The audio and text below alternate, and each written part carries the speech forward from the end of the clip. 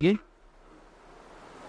Last class में मैंने basically bile की चीज़ों को स्टार्ट किया था और बाइल से रिगार्डिंग चीज़ें कंटिन्यू कर रहे, कैसे सिक्रेशंस हो रहा था, क्या क्या मैकेनिज्म्स ऑफ सिक्रेशंस था। उसके बाद यहाँ पर हमने बाइल के कॉम्पोजिशन के बारे में जाना, जिसमें हमने बारा कि बाइल साल्ट होते हैं, बाइल्स पिगमेंट्स होता है and some others also component in biles, है ना। जैसे थिन्स है, उसके अंदर बाइकार्ब है, सोडियम्स है, कैल्शियम है। आउट ऑफ दिस कि अब सिंपली मैं अगर यहाँ पे बात करूँ कि यहाँ पर कह रहा है the formation of bile salt, not a bile, यानी बाइल का एक कंपोनेंट हम लोग पढ़े थे, क्या होता था, बाइल साल्ट हुआ करता था। तो अब ये कह रहा है कि बाइल साल्ट का स्पेशली मैं बात करूं तो उसका जो फॉर्मेशन है वो कैसे हो रहा है या क्या हो रहा है, ठीक है। तो बाइल साल्ट का फॉर्मेशन अगर हम लोग बात करें तो बाय बाइल एसिड किसके थ्रू होता है, बाइल एसिड के थ्रू बाइल साल्ट का फॉर्मेशन होता है, जो दो देखने को मिलता है। एक को हम बोलते हैं कॉलिक एसिड बोलते हैं और दूसरे को क्या बोलते हैं, चिनोडिऑक्सी कॉलिक एसिड बोलते हैं ना। ये एक क्या है, कॉलिक एसिड, दूसरा क्या है, चिनो डिऑक्सी कॉलिक एसिड। तो ये दो क्या है, एक तरह का बाइल साल्ट है। जनरली क्या होता है, एक तरह से समझो कि बाइल का साल्ट का जब फॉर्मेशन की बात हम लोग करते हैं तो हमें ऐसा भी लग रहा था कि बाइल में बार बार तुम्हें बता रहा था कि बाइल का जो फॉर्मेशन है वो कहाँ होता है, लिवर में होता है। लेकिन when a first time is a bile salt formed, bile salt is formed in a liver, but वो उसका वो प्राइमरी फॉर्म होता है, वो आएगा इंटेस्टाइन में, इंटेस्टाइन से फिर वो जाएगा कहाँ, रीअब्सॉर्ब हो करके लिवर में, और तब वो आएगा, तब वो एक्शन के लायक होता है, ठीक है। तो वही चीज हम लोग यहाँ पर देखने जा रहे हैं। तो कह रहा है कि मेनली जो बाइल एसिड जो है वो दो है, या तो कॉलिक एसिड या चिनोडिऑक्सी कॉलिक एसिड। कह रहा है कि अब ये एक्शन होने का रीजन ये है कि जब मान लीजिए ये ड्यूडेनम है, सपोज ड्यूडेनम के बाद इधर आ करके क्या होगा, लार्ज इंटेस्टाइन्स हो, सॉरी स्मॉल इंटेस्टाइन्स होगा, है ना, और पार्ट जेजुनम वगैरह दिस जो भी होगा। तो जनरली हम लोग जानते हैं कि जो क्या कहते हैं, गट्स है, गट्स के अंदर बहुत सारे क्या है, माइक्रोब्स है ना, बहुत सारे बैक्टीरिया जो हमारे हेल्थ के लिए बेनिफिशियरी भी होता है। तो कह रहा है due to the bacterial action on the intestine, जब ये बाइल साल्ट पहली बार कहाँ आता है, इंटेस्टाइन में आता है, तो उसके इंटेस्टाइन पे बैक्टीरियल एक्शन होता है। उस एक्शन में जो प्राइमरी एसिड्स, यही है ना, चिनोडॉक्सी कॉलिक एसिड या कॉलिक एसिड, ये सब जो प्राइमरी एसिड्स है, converted into secondary bile acid, यानी प्राइमरी बाइल एसिड पहली बार कहाँ आता है, बाइल साल्ट, यानी कह सकते एक तरह का कहाँ आ रहा है, इंटेस्टाइन में आ रहा, उसके ऊपर बैक्टीरियल एक्शन होगा और वो बैक्टीरिया प्राइमरी से सेकेंडरी बाइल एसिड में क्या करेगा, कन्वर्ट कर देगा। अब जैसे हम लोग देखते हैं जैसे cholic acid is converted into deoxycholic acid में बदल जाएगा, और chenodeoxycholic acid converted into lithocholic acid में। यानी कॉलिक एसिड क्या है, प्राइमरी फॉर्म है, क्या है, प्राइमरी बाइल एसिड्स है, और चिनोडिऑक्सी दोनों क्या है, प्राइमरी हो गया, और इस दोनों का कन्वर्जन जो हो गया तो डिऑक्सीकॉलिक एसिड और लिथोकॉलिक एसिड, ये दोनों क्या है, सेकेंडरी है। मतलब ये पहली बार इंटेस्टाइन में ये आएगा एज ए बाइल एसिड के फॉर्म में, और ये बैक्टीरियल एक्शन होने के बाद एक्चुअल ये फॉर्म बनेगा। अब ये एक्चुअल जब सेकेंडरी फॉर्म में कह रहा है तो सेकेंडरी बाइल, अब देखो जैसे सेकेंडरी बाइल एसिड बनेगा तो डिऑक्सीकॉलिक एसिड या लिथोकॉलिक एसिड जब ये बनेगा तो कह रहा है secondary bile acid is go back to the liver by intrahepatic circulation, portal circulation से चल रहा है, तो लीवर में यानी इंटेस्टाइन में आया, देन फिर से सेकेंडरी बाइल एसिड क्या करेगा, इंट्रोहेपेटिक सर्कुलेशन के थ्रू दोबारा कहाँ जाएगा, लिवर में जाएगा। And rest step are as follow, जैसे ये दोबारा क्या हो गया कि लिवर में जाएगा, तब क्या स्टेप चलेगा उसकी हम लोग बात करते हैं। अब लिवर के अंदर में पहुंच गया क्या, कॉलिक एसिड्स, ये क्या है, चिनोडिऑक्सी कॉलिक एसिड, ठीक है। अब एक फॉलो चार्ट में वहीं पे इस चीज को ऑलरेडी दे रखा है। लिवर से रिलीज हुआ था, लिवर से रिलीज होकर कहां पहुंचा था, इंटेस्टाइन में, इंटेस्टाइन में कन्वर्ट हो गया बैक्टीरिया के प्रेजेंस में डिऑक्सीकॉलिक एसिड और लिथोकॉलिक एसिड, एंड देन फिर इस पहुंचेगा ये डिऑक्सीकॉलिक एसिड और लिथोकॉलिक एसिड, ये अब किसके साथ, इंट्रोहेपेटिक सर्कुलेशन यानी पोर्टल सर्कुलेशन के साथ ये जाएगा, और जाने के बाद कहां इंटर कर जाएगा, फिर से आएगा लिवर में। अब लिवर में ये जब जाएगा तो कहता है कि जो कंजुगेशन का प्रोसेस, ये कह रहा है डिऑक्सीकॉलिक एसिड जो होगा ये या तो किसके साथ मिल जाएगा, ये जो कंजुगेट विथ ग्लाइसिन जो कल ऑलरेडी में बताया था, या फिर ये किसको कहता है, टॉरिन के साथ मिलेगा, किसके साथ, दोनों, डिऑक्सीकॉलिक एसिड या तो ग्लाइकिन के साथ मिल जाएगा, या फिर इधर क्रॉस हमने दे रखा है क्या, टॉरिन के साथ मिल जाएगा। सेम एज लिथोकॉलिक एसिड जो होगा ये भी या तो किसके साथ, ग्लाइसिन के साथ मिल सकता है, या फिर क्या मिलेगा, टॉरिन के साथ मिलेगा। तो हम लोग कहते हैं ना conjugate with the glycine is a formation of glycolic acid, यानी जब क्या चीज प्राइमरी सेकेंडरी बाइल एसिड जो है, सेकेंडरी बाइल एसिड जो है वो क्या हो गया लीवर में दोबारा से लीवर के पास आया, तो वो कॉन्जुगेशन होगा इधर सब्सटेंस ऑफ ग्लाइसिन या फिर किसके साथ, टॉरिन के साथ।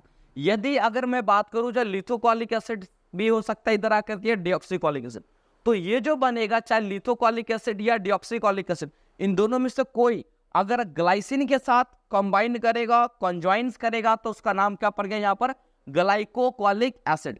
या फिर डिऑक्सीकॉलिक एसिड या लिथोकॉलिक एसिड, दोनों में से कोई अगर टॉरिन के साथ बनेगा तो टाउरोकॉलिक एसिड बना देगा।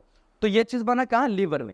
अब ये ग्लाइकोलिक एसिड या taurocholic acid it is also combined with the sodium या पोटाशियम के साथ ये तब मिलेगा।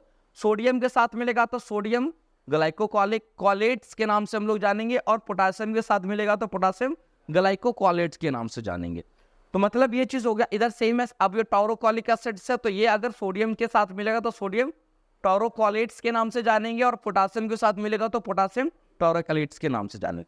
तो ये जो होगा, ये जब ये सोडियम ग्लाइकोटोरेट ये जो बना तुम्हारा बाइल एसिड कह सकते हैं, बाइल साल्ट, ये अब बना ना साल्ट बेसिकली है ना, पोटाशियम नहीं आया, ये बना क्या, बाइल साल्ट। यही बाइल साल्ट जो होगा ये एक्शन करेगा। कभी भी हमको ना फंक्शन ऑफ, अभी आगे मैं पढ़ूंगा कि बाइल साल्ट का क्या काम, अब जो जो काम हम बता रहे, तो ये फॉर्म एक तरह समझो ये एक्टिव फॉर्म है, इस ऐसे समझो क्या। तो इसका मतलब हर बार लीवर से पहले प्राइमरी बाइल एसिड से आता है, और बैक्टीरियल एक्शन होने से क्या होता है, वो सेकेंडरी बिलियरी में कन्वर्जन होता है, और फिर से वो कहता है कि लगभग 95%, कितना, तकरीबन हम लोग बात अगर करें तो 95% जो है हम लोग ये देखते हैं जो बाइल साल्ट है are basically transported back to the liver, यानी जो पहली बार है प्राइमरी एसिड के फॉर्म में आया बाइल साल्ट, वो क्या हो रहा है, बैक हो जाएगा, प्राइमरी आया तो सेकेंडरी के फॉर्म में बैक जाएगा, और फिर से सारा प्रोसेस होगा, दोबारा से आएगा। कह रहा 5 से 10% है जो पहली बार में अगर आता है ना, तो उसमें से 5 से 10% है वो कहाँ चला जाता है, आगे लार्ज इंटेस्टाइन में चला जाता है, and is converted into the deoxy क्या कहते हैं कॉलेट्स एंड लिथोकॉलेट्स। 5% है जो डायरेक्ट फर्स्ट टाइम में ही कन्वर्जन होता है, एंड ये स्टूल के साथ पास आउट भी हो जाता है। तो 5% कोई बहुत बड़ा अमाउंट है। मेजर थिंग इज दैट कि जो बाइल साल्ट है वो हमेशा याद रखना कि intra hepatic circulation first time जेटी में आएगा, देन फिर जाएगा, फिर वो, यानी अब as a time of digestion जो आता है हमारे पास वो एक्टिवेटेड आता है। ये समझो जो हमारे पास जैसे सिक्रेशंस होगा, जीबी कंट्रैक्शन होता है, वो जो होगा वो कौन सा फॉर्म होता है, एक्टिवेटेड फॉर्म होता है। अब यहाँ पर वही चीज हम लोग देखते हैं फंक्शंस ऑफ बाइल साल्ट, है ना। अब जो मैं बता function of bile salt, bile salt का क्या काम है, पहला काम क्या है, bile salt are require for digestion and absorption of the fat in the intestine. Simple सा मतलब है, बाइल के टाइम में बताया कि बाइल का ही काम बेसिकली था, और बाइल के अंदर स्पेशल जो बाइल साल्ट वाला कंपोनेंट है इसका काम क्या, फैट को डाइजेस्ट करेगा। किसको करेगा, फैट को डाइजेस्ट करने का काम करेगा, डाइजेशन ऑफ फैट। दूसरा क्या, इमल्सिफिकेशन ऑफ फैट्स। इमल्सिफिकेशन में ऑलरेडी पहले ही बताया था क्या, कि बड़े बड़े फैट ग्लोब्यूल्स जो होंगे, समझो ऐसे ये बड़े बड़े फैट ग्लोब्यूल्स है, इसको छोटे छोटे फैट ग्लोब्यूल्स में तोड़ना। क्यों भाई, तो कोई भी चीज को बड़ा है उसको अगर कोई चीज तुमको दिया जाए उसको छोटा करना है, और तुमको कोई चाकू दिया जाए तो पॉसिबल है कि बहुत काफी टाइम लगेगा, छोटा छोटा हमारा इतना बड़ा पत्थर का पीस उसको छोटा छोटा करना हो तो। लेकिन वही पत्थर को 4-5 टुकड़े में करके तुमको दिया जाए तो उसको और आसानी से क्या कर सकते हो, तोड़ के और कम कर सकते हो, यानी कि और उससे पतला कर सकते हैं हम लोग। तो सेम एज अब उधर से क्या आएगा, ड्यूरेनम में पैनक्रियाटिक क्या कहते हैं लाइपेज आएगा, यानी लाइपेज पैनक्रियाज से फैट डाइजेशन का लिए एंजाइम, वो एंजाइम अगर एक्ट करेगा बड़े ग्लोब्यूल्स पे तो समय लगेगा इसको तोड़ने में, लेकिन छोटा छोटा अगर करके दे दे मान लो एक तरह से अगर क्या कहते हैं बाइल साल्ट, तो उसको डाइजेशन काम करने में ज्यादा होगा और आसान हो जाए, मतलब ज्यादा तरफ। तो इमल्सिफिकेशन का मतलब सिंपली लेके याद रखना कि large fat globules is converted into a small flat globule by the action of bile salt, है ना। उसके एक बात करता है absorption of fat by making a measles, है ना। ये क्या है कि जनरली क्या होता है कि जनरल अगर हम लोग बात करें तो हमारे इंटेस्टाइन में अगर हम लोग देखें जो फैट है, तो अगर मैं बात करूं ये फैट एक मिजल्स के फॉर्म, जैसे इंटेस्टाइनल म्यूकोजा होगा, ये मान लो क्या इंटेस्टाइनल म्यूकोजा है ये। अब ये एक सेल की अगर मैं बात करूं तो यहां पर इसका जो ट्रांसपोर्टेशन होना है, मान लो ये फैट डाइजेशन हो गया, मान लो ये येलो ये है ना, ये डाइजेस्टिव। तो ये एक क्या होता है कि इस तरह का गोल टाइप का इस तरह का एक फॉर्मेशन, हर तरह से फैट ग्लोब्यूल्स यहाँ आया, फिर एक यहाँ, फिर यहाँ एक यहाँ, फिर एक मतलब ऐसे लगेगा कि व्हील चक्के की तरह के स्ट्रक्चर का स्ट्रक्चर, जिसको मिजल्स बोलते। और वो सारा क्या करता है जनरली क्या है कि तुम अगर ये जाओ तो ये क्या है, मेम्ब्रेनस स्ट्रक्चर से। और ट्रांसपोर्टेशन ऑफ मेम्ब्रेन्स की बात करें, जब फैट डाइजेस्ट किया है तो फैट अगर ये डाइजेस्ट करेगा तो यहाँ पर जब ये आएगा तो जनरली जो ये लिपिड इस पर ट्रांसपोर्ट नहीं हो, तो ये मिजल्स के फॉर्म में आ जाएगा, ग्रुप ऑफ फॉर्म में आ जाएगा, और वो आसानी के साथ क्या करेगा, इसके साथ डिफ्यूज हो जाएगा आसानी के साथ, और तब वो ट्रांसपोर्ट होना आसान हो जाता है। मतलब जो ग्लोब्यूल्स होते हैं, ये सीधे सा समझना, जो अलग अलग छोटे छोटे ग्लोब्यूल्स बनते, वो कई ग्लोब्यूल्स आपस में मिलकर के स्ट्रक्चर फॉर्म में एक व्हील लाइक स्ट्रक्चर्स बनता है, जिसको हम लोग क्या बोलते हैं, मिजल्स बोलते। और वही जो होता है क्या किस लाइक होता है, उसी फॉर्म में बेसिकली जीआईटी के अंदर में क्या होता है, एब्जॉर्प्शन होता है। तो मिजल्स उसी को हम लोग बोलते हैं। तो इसका मतलब क्या, absorption of fat by a making of micelles, यानी फैट का एब्जॉर्प्शन मिजल्स बना के तब वो क्या करता है, उसको एब्जॉर्ब कराने का काम करता है। ठीक है, उसके बाद और एक्शन देखने को मिलता है, क्या काम करता है, तो कहता है कि जो बाइल साल्ट है is a action, is a कोलेरैक्शन एक्शन। कोलेरैक्शन एक्शन बोलते हैं। कोलेरैक्शन एक्शन का जो नाम है ना, इसका क्या मतलब होता है, ये कहता है कि बाइल साल्ट का काम क्या होता है, एक चीज कि ये क्या कराता है, स्टिमुलेट करता है आपके लीवर को जाकर के और ज्यादा बाइल को सिक्रेट कराने का।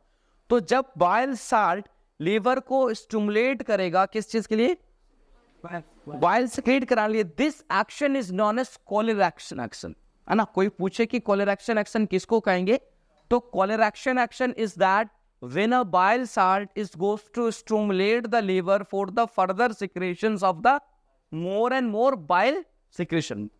बाइल साल्ट का ही नहीं, पूरे बाइल की मैं बात कर रहा हूं, है ना। तो उसी को हम लोग, उस एक्शन को क्या बोलते हैं हम लोग, कोलेरैक्शन एक्शन। उसके बाद हम लोग देखते हैं कोलेगॉज एक्शन के नाम में हम लोग जानते हैं। बाइल साल्ट का एक और काम होता है, क्या होता है, तो कोलेगॉग एक्शन। इसमें क्या होता है, this bile salt stimulate to secretion of कोलिसिस्टिन kinin.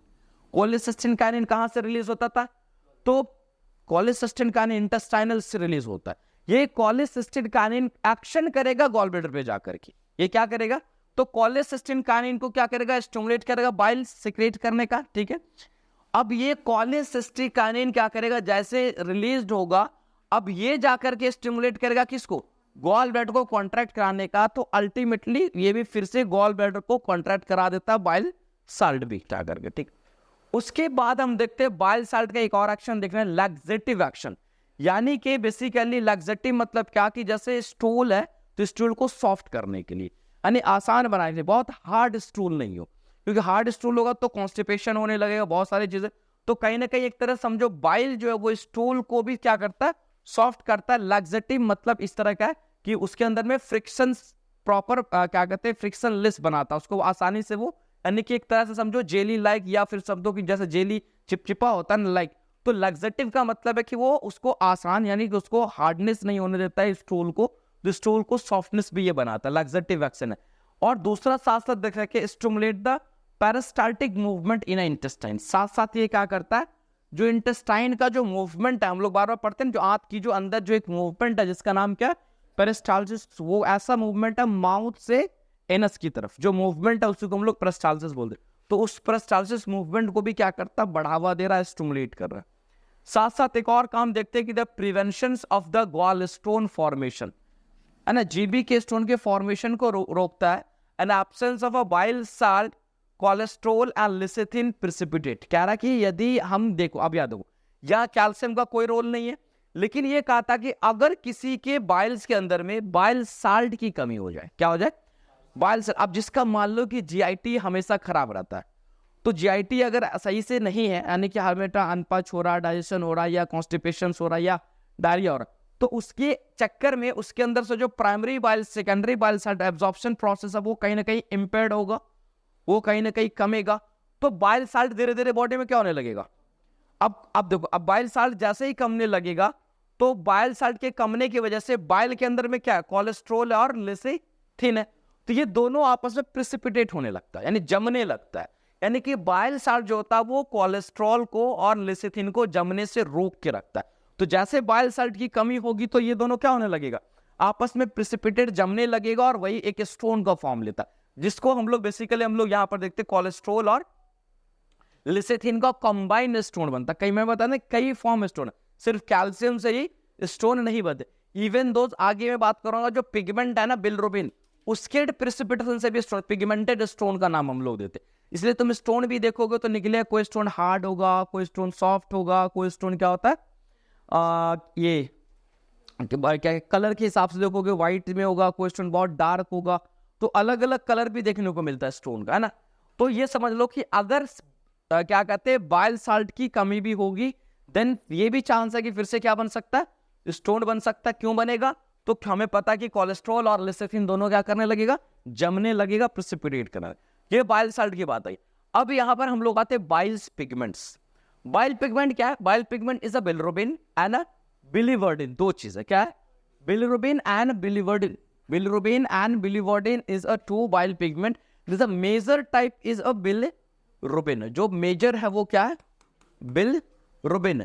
और बिलिरुबिन मेजर क्या है भाई, और बिलीवर्डिन क्या थोड़ा कम अमाउंट में, क्या बिलीवर्डिन थोड़ा कम अमाउंट में। और टू टाइप ऑफ पिगमेंट्स, ये एक कलरिंग पिगमेंट्स होता है।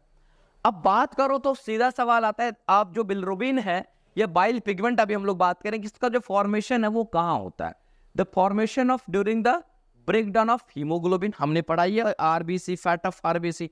तो जनरली जो हम लोग देखते हैं तो उसका ये प्रॉपर स्टेज यहाँ पर लिखा हुआ है कि हम ये बात अगर करें कि बिलिरुबिन का फॉर्मेशन यानी कि एक तरह से बाइल पिगमेंट का फॉर्मेशन कैसे होता है, तो ये प्रॉपर स्टेज लिखा हुआ कि यहाँ पर पहले का आरबीसी टूटेगा, रेटिकुलो एंडोथेलियल सिस्टम में जाएगा।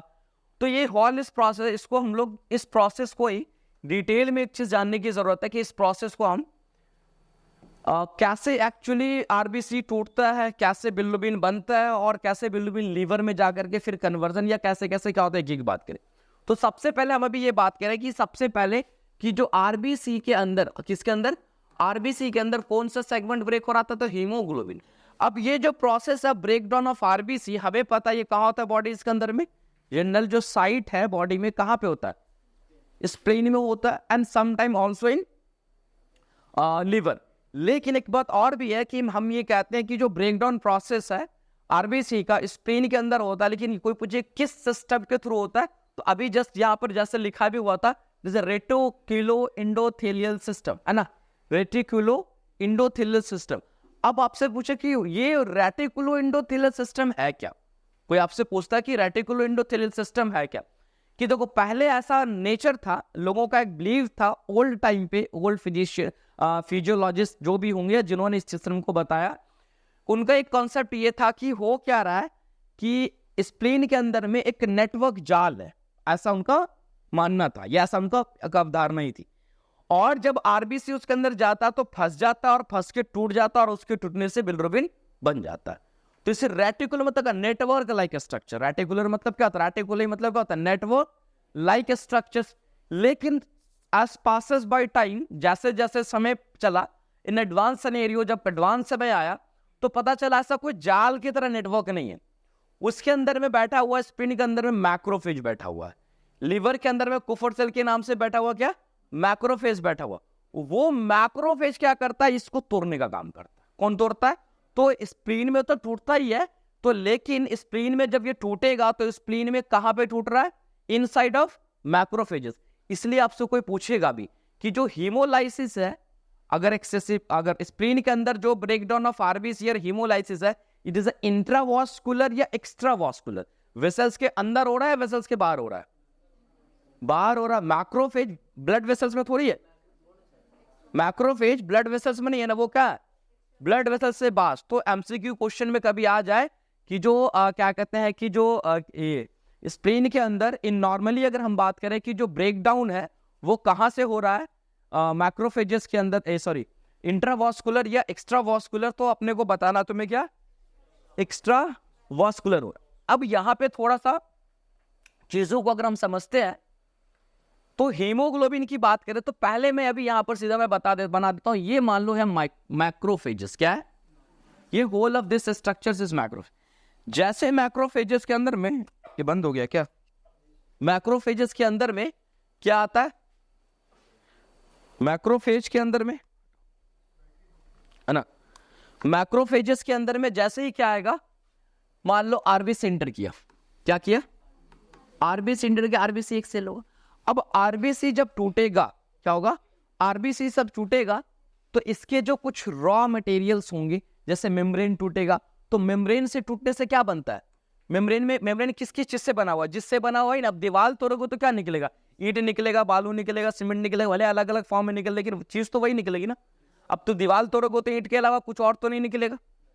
अब जैसे ही तुम ये वॉल अगर आरबीसी ब्रेक हुआ तो क्या निकलेगा, या तो प्रोटीन से बना हुआ, या फिर फैट निकलेगा। क्लियर।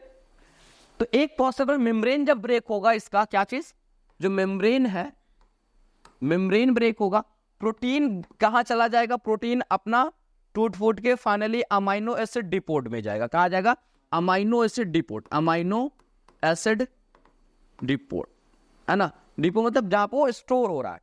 सेम एज फैट का हो जाएगा, फैटी एसिड बन जाएगा। क्या बन जाएगा, फैटी एसिड डिपोट में जमा हो जाएगा।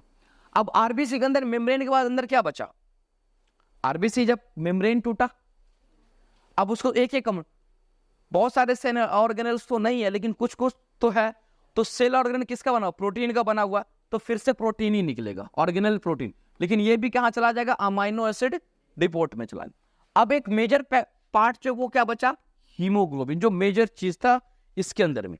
अब तब क्या टूटेगा, हीमोग्लोबिन टूटेगा। लेकिन हीमोग्लोबिन में क्या क्या निकलेगा उसको जानने से पहले ये जाने कि हीमोग्लोबिन बनता कैसे था। हीमोग्लोबिन का जब सिंथेसिस की बात करते हैं, हीमोग्लोबिन सिंथेसिस की अगर मैं बात करूं, हीमोग्लोबिन सिंथेसिस, तो सबसे पहले अगर हम लोग बात करते हैं तो हीमोग्लोबिन में एक इस तरह का एक हेक्सा पेंटागोनल स्ट्रक्चर देखने को मिलेगा, जिसको हम लोग क्या बोलते हैं, पायरोल रिंग बोलते। क्या बोलते, ये स्ट्रक्चर है जिसको हम लोग क्या बोलते, पायरोल रिंग, है ना, सॉरी पायरोल रिंग बोलते। सो क्या बोलते, पायरोल रिंग बोलते। एक सिंगल को हम लोग पायरोल बोलते। जब ये चार एक साथ आपस में मिलता है, कितने, जब ये चार पायरोल रिंग आपस में ऐसे मान लो ऊपर से, फिर इधर से, और फिर एक मान लो नीचे से, ऐसे चार पायरोल रिंग जब आपस में मिल जाते हैं तो इसको बोलते हैं प्रोटोपोरफायरिन। क्या बोलते, दिस इज नॉन एज प्रोटोपोरफायरिन के नाम से जानते। क्या जानते, प्रोटोपोरफायरिन के नाम से जानते। अब ये प्रोटोपोरफायरिन जो हुआ, अब इस प्रोटोपोरफायरिन के अंदर में अगर हम लोग बात करें सेम एज कि अब ये अभी भी ये प्रोटोपोरफायरिन है। जब इसी प्रोटोपोरफायरिन मतलब ये एक तरह से हम चार का बना देते तुमको, है ना, क्या बना देते, चार स्ट्रक्चर सेम एज हम बनाते हैं यहां पर प्रोटोपोरफायरिन में, है ना। तो ये ऑलरेडी मान लो, चलो ठीक है रह दो, ये अभी भी क्या बना, प्रोटोपोरफायरिन, ठीक है, क्या बना, प्रोटोपोरफायरिन। ये फोर स्ट्रक्चर्स यानी कि चार पायरोल का रिंग आपस में जब मिलेगा तो क्या बनाएगा, प्रोटोपोरफायरिन बनाएगा। अब इस प्रोटोपोरफायरिन में अगर हम लोग बात करें, इस प्रोटोपोरफायरिन में जब आता है एक स्ट्रक्चर क्या, हीम यानी आयरन, है ना, हीम जिसको कहते हैं आयरन कह सकते हो। तो इसको ज्यादा बेटर इसको Fe लिखते हैं ना, ज्यादा क्या आएगा, जब इसके साथ जुड़ जाएगा क्या, आयरन यानी Fe जुड़ेगा, then is called as a heme. अब इसको क्या बोलेंगे हम लोग, हीम बोलेंगे। ठीक है, अब क्या बोलेंगे, हीम बोलेंगे। अब यदि अगर मैं बात करूं यहां पर तुम्हें कि एक हीम है, ये क्या है, तो हम इसको हमने थोड़ा आसान बनाने की इसको बना दे। ये एक मान के रिंग हो गया, दूसरा ये एक रिंग हो गया, तीसरा ये, और ये चौथा ये वही रिंग है। हमको रिंग का साइज थोड़ा आसान बनाने के लिए मैं कर दिया। अब इसके साथ जब ये क्या प्रोटोपोरफायरिन है, इसके साथ क्या मिल जाएगा, आयरन, तो क्या बन गया, हीम बन गया।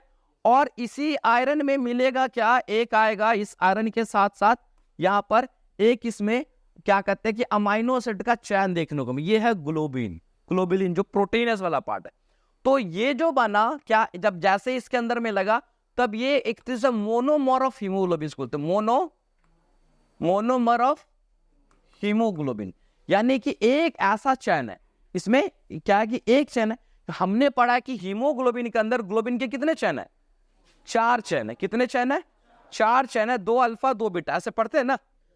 तो अब जब यहां पर अगर बात कीजिए मोनोमर, ऐसे ऐसे चार की अगर मैं बात करूं, ऐसे ऐसे कितने, मैं छोटा बना लेता हूं, ऐसे ऐसे कितने, चार की अगर मैं बात करूं, 1 2 3, एक किधर बन गया, फिर मान लो 1 2 3,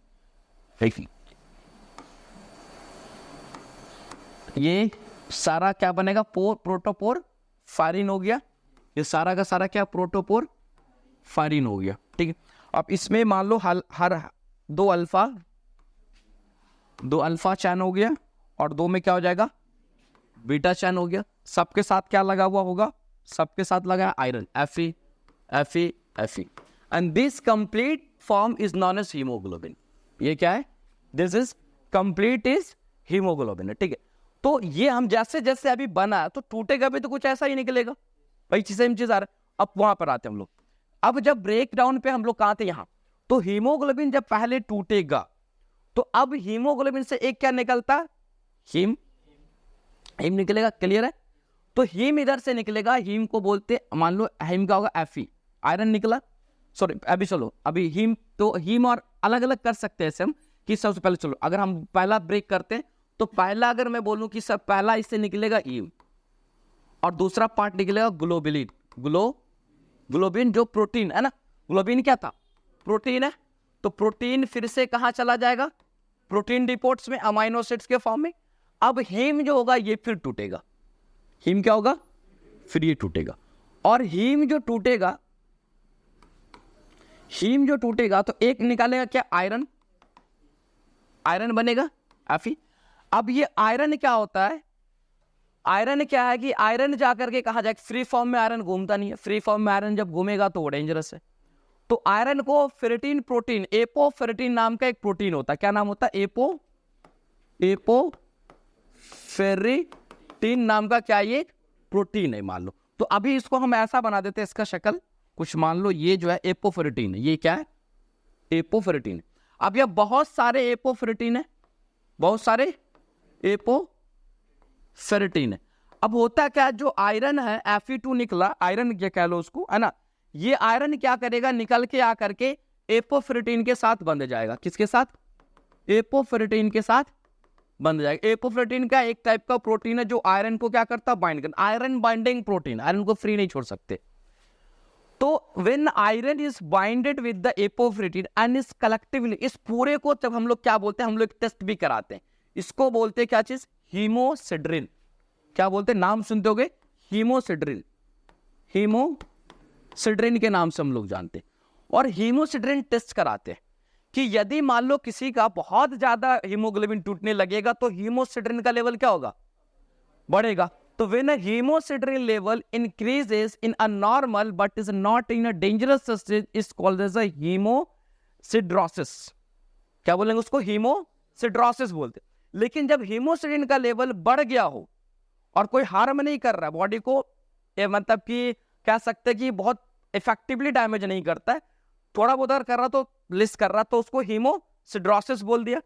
और जब यही लेवल बढ़ गया हो और वो बॉडी टिश्यू को डैमेज कर रहा हो तो उसको बोलते हैं हीमोक्रोमैटोसिस, हीमोक्रोमैटोसिस उसको हम लोग बोलते हैं। वो एक अलग अलग कंडीशन, यानी कि हीमोसिड्रिन बेटर भी है, लेकिन अगर तुम्हारा एक्सेसिव होने लगेगा, यानी एपोफेरेटिन ज्यादा फ्यूज करने लगेगा और हीमोसिड्रिन का लेवल एक्सेसिव बनने लगेगा, यानी वो कंडीशन जब वो हीमोक्रोमैटोसिस के कंडीशन में पहुंच जाएगा तो वो आप ही की बॉडी में वो क्या करेगा, आपकी बॉडी टिश्यू को डैमेज करना स्टार्ट कर देता है, ठीक है। अब ये आयरन का भी पता चल गया कहां गया जा रहा है, बच क्या गया इधर, बचा क्या, प्रोटोपोरफायरिन। तो प्रोटोपोरफायरिन जो है क्या है, प्रोटोपोरफायरिन कह लो, है ना।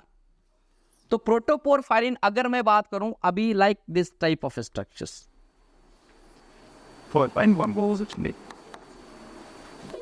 प्रोटोपोरफायरिन में, अब स्ट्रक्चर तो पता है, मैं लिख ही देता हूं यहाँ, ठीक है।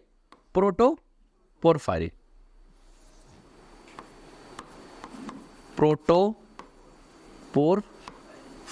बनेगा, ठीक है। अब ये प्रोटोपोरफायरिन जो होगा ये कन्वर्ट होगा किसके अंदर में, एक तरह का किसमें होगा, नहीं पायरोल में नहीं होगा ये। अब कन्वर्ट इसलिए क्योंकि ये स्ट्रक्चर जब ये कन्वर्ट होता है ये रिंग बना देता है, ये इस तरह का स्ट्रेट रिंग। ये चार अभी भी है, ये चार ही है, लेकिन वहां कैसा, इसका रिंग तो प्रोटोपोरफायरिन का बताते, इस तरह से मान लो ये स्ट्रेट रिंग बना देगा। तो अब ये स्ट्रेट रिंग जो बना देता है उसका जो प्रोटोपोरफायरिन जो ब्रेक होता है तो इसको हम लोग सीधा बोलते हैं बिलिवर्डिन, बिलिवर्डिन, और बिलिवर्डिन मैक्रोफेज से हम बाहर निकल रहे हैं, ठीक है, बाहर निकलना नहीं था लेकिन जगह की वजह से हम बाहर निकल रहे, ठीक है। अब ये क्या होगा कि जो ये जो है ना बिलिवर्डिन है, ये कन्वर्ट किस में हो जाएगा, बिलिवर्डिन इज कन्वर्टेड इनटू बिलरुबिन, किस में कन्वर्ट होगा, बिलरुबिन। और इसको कन्वर्ट कराने के लिए एक एंजाइम होता है बिलरुबिन रिडक्टेज। क्या होता है, यहां पर एक एक्शन करेगा कौन, यहां पर एक एक्शन होगा एक एंजाइम का, किसका भाई, तो बिलरुबिन रिडक्टेज नाम का एक एंजाइम से जो इसके ऊपर क्या करेगा, एक्शन करेगा बिलरुबिन रिडक्टेज, रिडक्टेज नाम का एक एंजाइम है जो बिलिवर्डिन को किसमें करता है, बिलरुबिन को। ये सारा प्रोसेस कहां हो रहा था, और ये मैक्रोफेज कहां पर है, स्प्लीन के अंदर, स्प्लीन के अंदर, ये कहां है, स्प्लीन के अंदर में। तो अब कहने का मतलब ये हुआ कि बिलिवर्डिन एक छोटा, अब इसको इसमें बदलना है। अब मान लो 100 बदलना है तो 99 बदल गया, एक नहीं बदला। कन्वर्जन 100 का होना है तो 99 बदल गया और एक नहीं बदला, तो इसका मतलब इसकी जो अमाउंट होगी वो कम होगा। अब ये बना क्या, बिलरुबिन, तो बिलरुबिन बना कहां, मैक्रोफेज में। अब मैक्रोफेज से जैसे निकलेगा, आ जाओ, मान लो ये मैक्रोफेज इधर था, ये मैक्रोफेज है। अब ये रेड वाला मान लो मैक्रोफेज में क्या बन गया, बिलरुबिन। बिलरुबिन जब निकलेगा तो कहां पहुंचेगा, अब ये मान लो तुम्हारा बॉडी का जनरल, इसको आना क्या, लीवर में आना ना, तो भाई लीवर में सीधे तो स्प्लीन से लीवर का सीधा तो कोई कनेक्शन है नहीं, स्प्लीन से लीवर का सीधा कोई कनेक्शन है, सीधा कोई कनेक्शन नहीं है। तो लीवर में आने के लिए उसको कहां पहले आना पड़ेगा, ब्लड में आना पड़ेगा। इनिशियली कहां आना पड़ेगा, वही तरीके, चलो ठीक है, इनिशियली क्या आना पड़ेगा, ब्लड में आना पड़ेगा। अब तुम ये चीज को देखो कि जैसे ये मान लो निकल करके है ना कहां आएगा, ब्लड में आएगा, तो ये क्या कह रहा है, बिलरुबिन। और जैसे ब्लड में आएगा तो प्रोटीन, लीवर जो है एक नॉर्मली एक प्रोटीन बनाती है, लीवर एक नॉर्मली प्रोटीन बनाती है जिसका नाम क्या है, जिसका नाम अभी मान लो ये ऐसे हम प्रोटीन बना, शक्ल बना इसको पिक करने के लिए, जिसका ये इस प्रोटीन का नाम है bilirubin binding protein, bilirubin binding protein, bilirubin को बाइंड करने वाली प्रोटीन है। जैसे क्योंकि बिलरुबिन एक लोअर मॉलिक्यूल से, अगर ये जैसे इसमें हम ब्लड सर्कुलेशन होगा, ये चांस है कभी भी बैक होकर कोई टिश्यू में घुस सकता है, किसी भी टिश्यू में क्या हो सकता है, घुस सकता है। तो एक तो हाईली टॉक्सिक, जिस टिश्यू में घुसेगा उसको डैमेज करना स्टार्ट करेगा, ये याद रखो। तो नेचर क्या करता है, इसको ऐसे पकड़ के रखो कि ये किसी टिश्यू में घुसे नहीं, क्योंकि पूरे ब्लड में गया तो पूरे बॉडी में घूमेगा, और पूरे बॉडी में जैसे ये घूमना शुरू करेगा, पूरे बॉडी में ये जैसे घूमना शुरू करेगा तो चांस है हर, मान लो गुजर रहा होगा लंग से, गुजर रहा होगा किडनी से, गुजर रहा होगा हार्ट से, तो चांस है कि उसमें क्या हो, उसके टिश्यू में, इंटेस्ट में घुस जाए।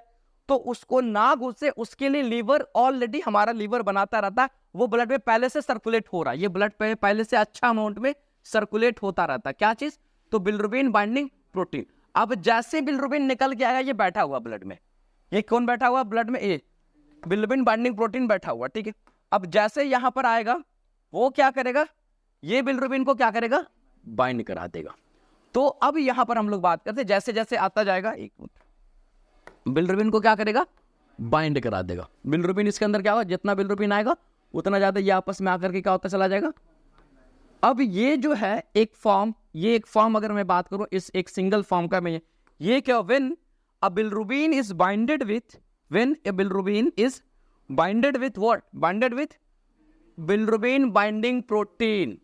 तो इस स्टेज में जब बिलरुबिन बाइंड हो गया, तो हम लोग जब बिलरुबिन के टाइप पढ़ते हो तो सुनते ना, डायरेक्ट, इनडायरेक्ट, अनकंजुगेट, कंजुगेट, तो वैसे स्टेज में इस बिलरुबिन को क्या बोलेंगे, कंजुगेट या अनकंजुगेट, क्या बोलेंगे, कंजुगेट नहीं बोलेंगे कभी, कंजुगेट बाइंड हुआ यहीं पे गड़बड़ है। बाइंड होने का मतलब सबके दिमाग में घुस रहा है, जब बंधा है ना तो कंजुगेशन हुआ, it is not a conjugation. Always याद रखो, कंजुगेशन हमेशा लीवर में होगा, अभी तो लीवर तक पहुंचा भी नहीं है, ये कंजुगेशन कहां होगा, लीवर। इसको बोलेंगे अनकंजुगेट बिलरुबिन, अनकंजुगेट बिलरुबिन, यूसे भी, हाँ इनडायरेक्ट बिलरुबिन, अनकंजुगेट बिलरुबिन। ये अभी कंजुगेशन है, ये इसलिए प्रोटीन से बांधा गया कि इधर उधर नहीं गिरा, जो इधर उधर करता बांध देता उसको, तुम यही रहो भाई, खुटा से बांध दिया कि इधर उधर नहीं करेगा, है ना। जिसका बच्चा खूब परेशान करता था कहाँ डाल देता, हॉस्टल में, है ना। यही होता है, एकदम बहुत बड़ा फैक्ट है ये, तुम मानो चाहे नहीं मानो, हम भी 10 साल हॉस्टल में रहे, ठीक है। हाँ हाँ, तुमको जो समझना समझो, हमको क्या लेना है उससे, ठीक है। क्लास 10 तक मैं हॉस्टल में ही रहा हूँ। मैं आप क्लास केजी से लेकर के क्लास 10 एक लंबा सफर मेरा हॉस्टल का गुजरा है। और क्लास 11th में मुझे छोड़ा गया था कि आप अकेले रह सकते हैं, ठीक है। सा क्या हो गया, बोलो बोलो बोलो, क्या हुआ? इसलिए असल एज में छोड़ दिया गया।